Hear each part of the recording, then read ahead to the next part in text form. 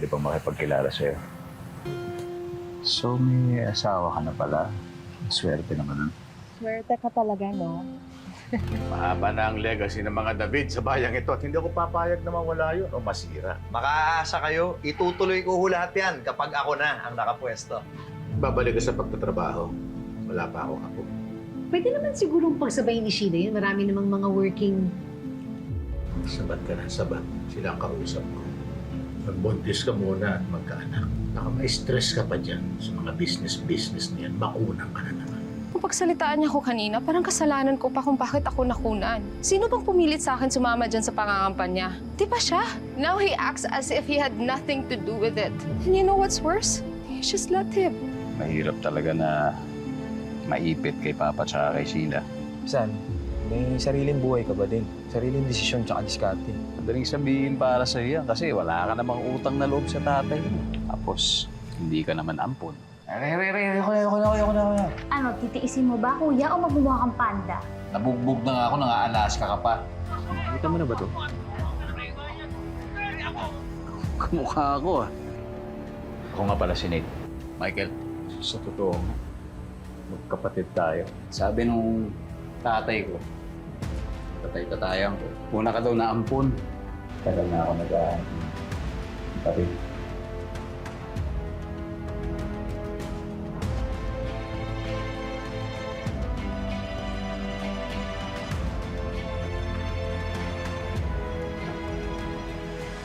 Gusto ka naman dito.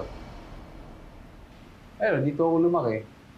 Yung kinalakihan kong nanay, namatay naman sa panganganak ng mga grade 5 ako. Doon sa kapatid ko. Kaya yun, naiwan ako dun sa tatay ko. Na lasenggo, na mandurugas. Pero namatay na rin naman siya. Nung mga college ako doon. So, paano kayo? Anong nangyari? Ayos naman. Ito. Parakit-rakit dito. Doon. Alam mo na yun, di ba? Yung viral. Tapos, maayos. Ay, okay na yan. Eh, ikaw, kumusta ka naman? Oh, big time ka tol, ha? Hindi naman. Sa Pampanga ako lumaki. Maayos naman.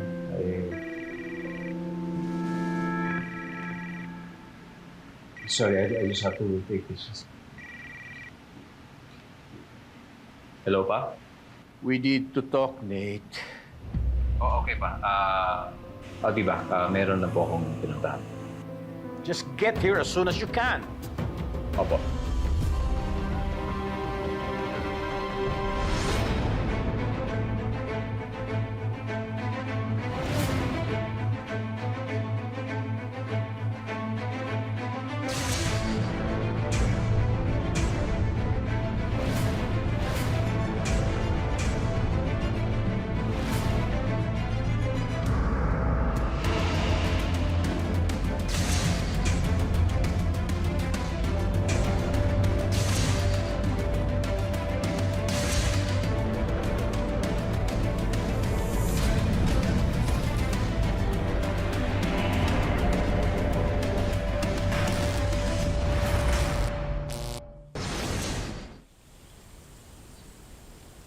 Mayor.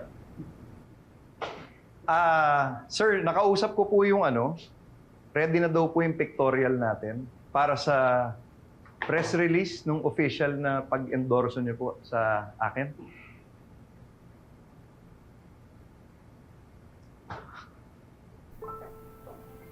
Sir.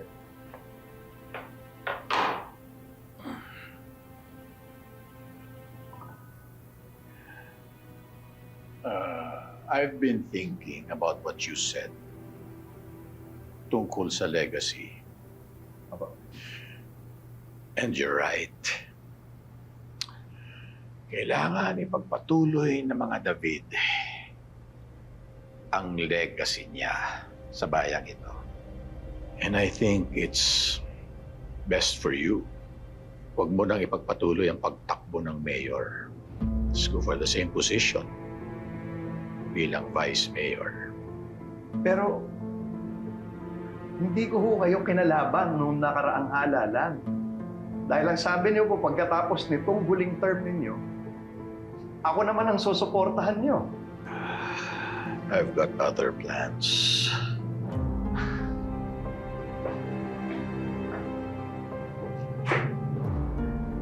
Wala ho kayong isang salita. Sa bagay, magugulat pa ba ako? Taong bayan nga. Kayang-kaya niyong pagsinungalingan. Ako pa kaya?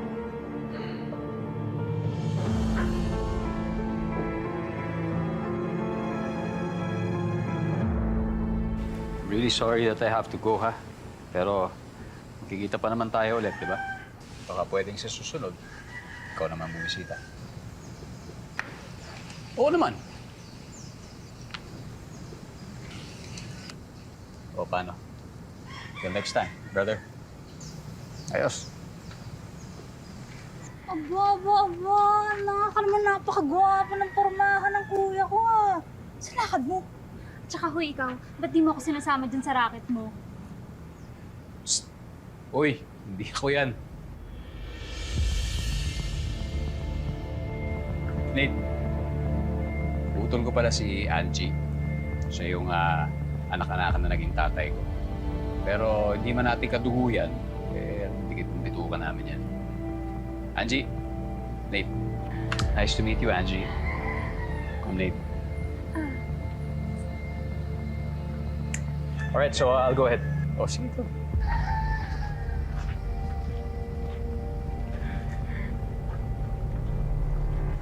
Hanap mo na siya? Nahanap niya ako. Oo ha? Ano naman pakulo yan? Ay, wag mong minamaliit-maliit ng baby ko. Laki ng kinita ko dito sa tiyan kong to, oh. Uy! Nga!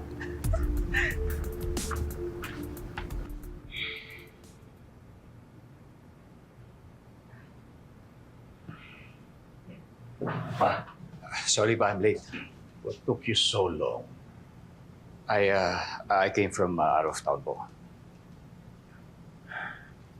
Call up our campaign manager. Tatakbo kang mayor.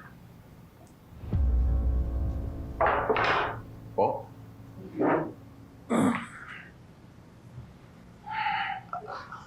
Ako, mag-mayor? Wala naman po akong alam sa politika. Don't worry. I'll be here to guide you.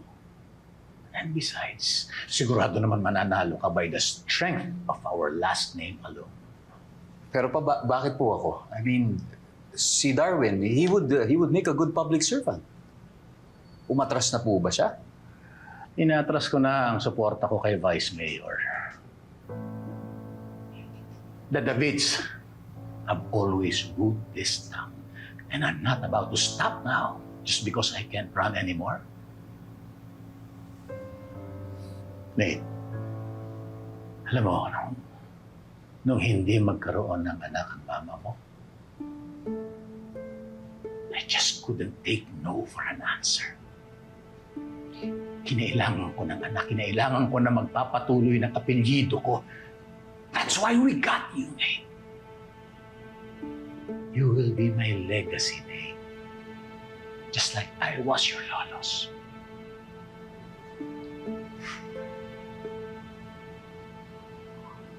Pero, Ano ba ang problema? Akala mo ba ginagawa ko ito para sa akin? Matanda na ako. I won't be here for long. This is for you. This is for your family. This is for your future.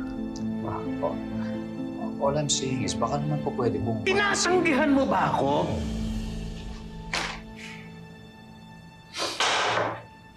Ikaw na nga tinutulungan ko! Binigyan kita ng apelyido! Now it's your turn. Now, it's your job to take care of that name. It's your job, Nate. Do this, Nate. mong sayangin ang pangalan namin.